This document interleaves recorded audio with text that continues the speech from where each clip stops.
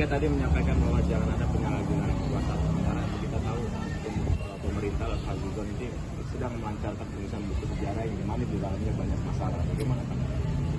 Dari berbagai upaya masukan agar sejarah dapat ditulis dengan benar, kemudian didengarkan oleh Menteri Kebudayaan, sehingga penulisan sejarah yang menimbulkan berbagai kontroversi itu akhirnya ditunda.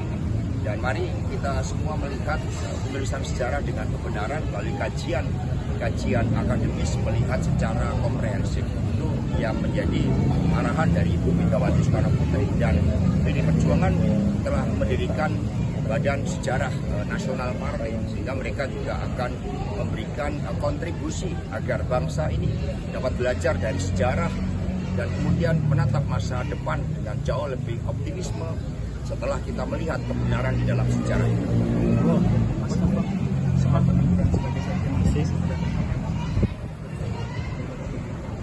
Ya, ini adalah suatu tanggung jawab yang diberikan oleh Ibu Megawati Soekarno Putri yang memiliki hak prerogatif untuk menyusun Dewan Pimpinan Pusat PDI Perjuangan.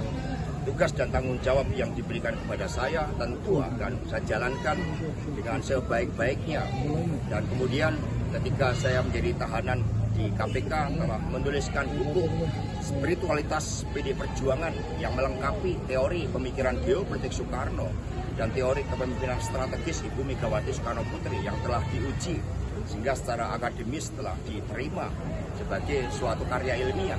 Karena itulah kami jalankan perintah itu dengan sebaik-baiknya, jauh lebih total, jauh lebih loyal, dan kemudian menyatu dengan kekuatan rakyat.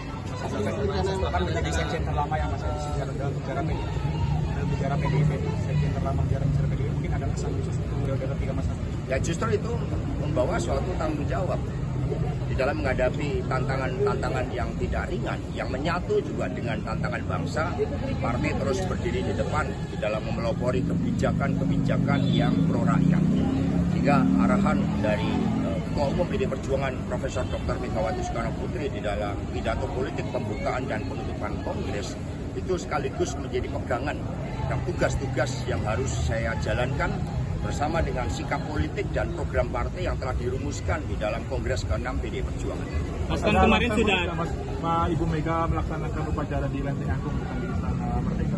Ya, sejak tahun lalu Ibu Mega sudah merayakan di sekolah partai. Ada alasan khusus baru apa? Sebelumnya partai selalu merayakan di sekolah partai ini, sehingga ini merupakan suatu tradisi yang telah dibangun sejak PDI Perjuangan. Kemarin ada undangan dari istana kan, Bu Mega diundang di istana. Ya, kemarin Ibu Mega kan menghadiri ya di dalam pengukuhan Paskibraka, sehingga di situ juga beliau berdialog cukup lama dengan Menteri Sekretaris Negara dan juga menyampaikan berbagai pesan-pesan sebagai Presiden kelima tentang arah dan masa depan bangsa dan negara ini, dan juga kepada salam kepada Bapak Presiden Prabowo. Mas, kepengurusan kapan rencana didaftarkan? Ya, partai kan harus punya pijakan ideologis yang begitu kokoh di dalam sejarah perjuangan bangsa dan menjadikan rakyat sebagai sumber inspirasi, sebagai sumber kekuatan.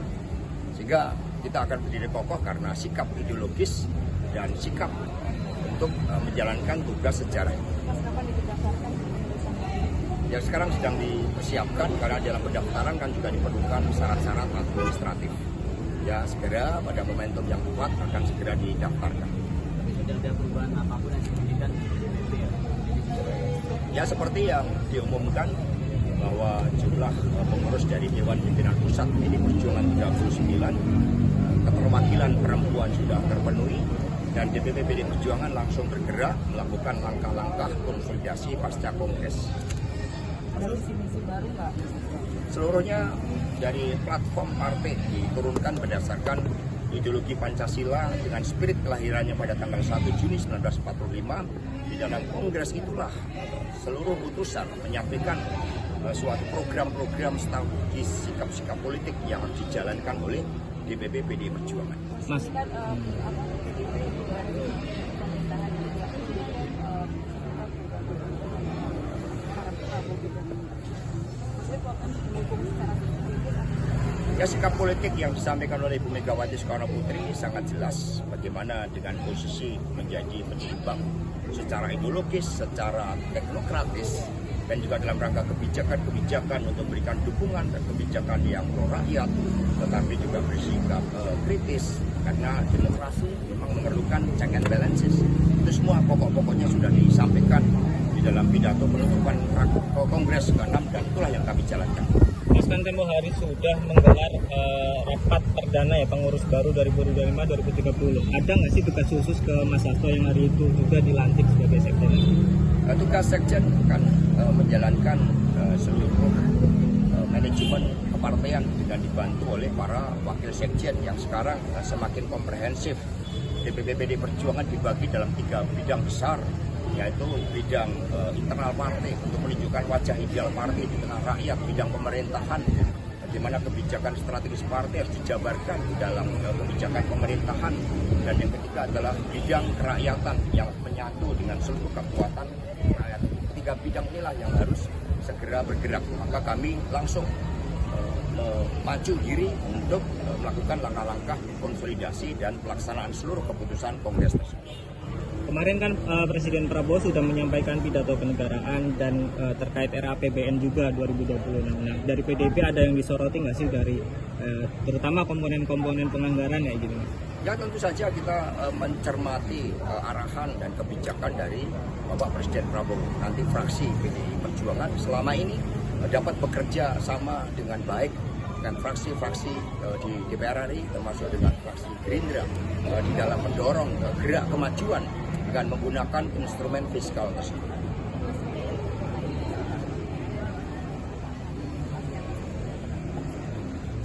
Ya, tentu saja Ibu Mega masih dipercaya, beliau juga sebagai Ketua Dewan Pengarah BRIN, Ketua Dewan Pengarah BPIP, juga dalam tugas-tugas strategis tersebut. Komunikasi dengan Bapak Presiden Prabowo akan terus menerus dilakukan. Ya, terima kasih. Mas Hasto.